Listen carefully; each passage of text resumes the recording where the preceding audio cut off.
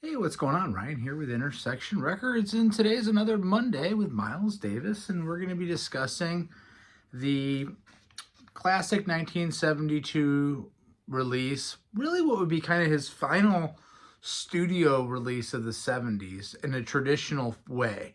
There was a couple other albums that were released in the 70s that we'll talk about here, but On the Corner, released in 72, recorded in 3 sessions in June of 72. Again, he would go on to do Big Fun and Get Up With It, but really those are calling from the archives and Water Babies as well. This is the last traditional, let's get in the studio and let's put something out. This is an interesting record. This has got, this comes out October 11th of 72. Recorded on June 1st in one session featuring John McLaughlin and Chick Corea and Dave Liebman, which is the first track, On the Corner. And then the others were done on the 6th and 7th of June of 72, featuring all kinds of people. Michael Henderson is really one of the mainstays. There's 3 drummers on this record: Billy Hart, Jack DeJohnette, Don Elias. This is an interesting album. And you can see that cover. And the cover's done by Corky McCoy, who's an artist. Here's the back of the vinyl with these characters. I love this guy here, right? You'll see him right there. The inside, it's got a picture of Miles from 72. Some of these other characters talking. Again, this guy looks an awful lot like Sly Stone, doesn't he? People are saying Miles has a young girlfriend at the time. Miles sees young people when he's playing at the Fillmores in San Francisco and New York, grooving to this younger music, grooving to James Brown, grooving to Sly and the Family Stones, getting off on Hendrix. Miles had his ears open. Miles is 46 years old or so here, right? He wants to keep up with the new. He's wearing denim outfits and wearing silk shirts, and he's ditched the suits. Anyway, these pieces are spliced and edited together, so they're not necessarily all contiguous runs of music, and it's interesting. Again, Al Foster, Jack DeJohnette, Billy Hart, Don Elias on percussions. There's multiple drummers. The album itself doesn't even say who plays on what. I've had to do some research to figure out who's playing on what, and it's interesting. And there's still folklore on who even played on certain things.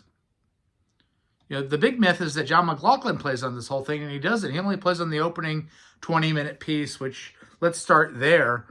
All songs are written by Miles Davis here. Ted Macero is the producer of this record. And it opens up with the song On the Corner, which also has parts New York Girl, Thinking One Thing, and Doing Another, Vote for Miles. So it's segmented into sections. Now, I would say this, it's hard to figure out, look at Miles with this arm wristband on. What in the world is that? Is that the one wristband before Michael Jackson does the one glove? Let's just have one sweet studded wristband on. That's badass. I've never noticed that before. Anyway, it's just opens up full into this groove. My buddy Derek says it sounds like the city. It sounds like cars are kind of beeping as the midnight hour is approaching in downtown Manhattan, and the honks and the squeaks and Miles is playing some trumpet with a wah-wah pedal, and Michael Henderson, who's really a star on bass in this record, he's got a wah-wah too on his bass. McLaughlin takes an awesome solo from the 14:09 mark to the 16:48. John McLaughlin's one of my favorite guitar players in history, but you got to listen closely to pick up the searing guitar playing here. It's not so in your face, and on a 20-minute song where he's only playing for about 3 minutes, lots of hi-hat patterns on this. So the closed hi-hat, either Al Foster or whoever's playing drums, and again, we're not sure. It's suggesting that all three of them are playing, then there's overdubs. But there's a pattern that is being set up. And then you have the tabla playing of Badal Roy on this whole record. He's also got hand claps in sections. And there's just a lot of, some critics think this is junk. Some Miles Davis fans get into this and think it's just a bunch of nonsense and noise. And I can see where one can say that, because you have world-class Chick Corea's on here and Herbie Hancock's on this album.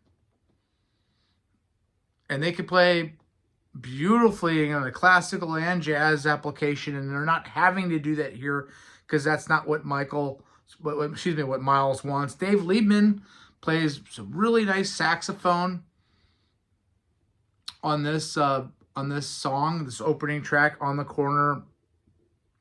Colin Walcock plays some electric sitar at the end of this song. Okay. And again, kind of a less is more mentality. Miles has done everything up to this point, including helping create jazz fusion. And this is just definitely a fusion rock record or funk record. It's probably more of a funk record than it is a jazz or even rock album. Billy Hart, one of my favorite drummers, and DeJohnette and Al Foster, just fantastic on this opening track. Less is more.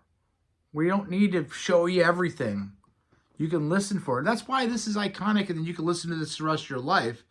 Because I've been listening to this album for 30 years, and I just uncovered that big McLaughlin solo.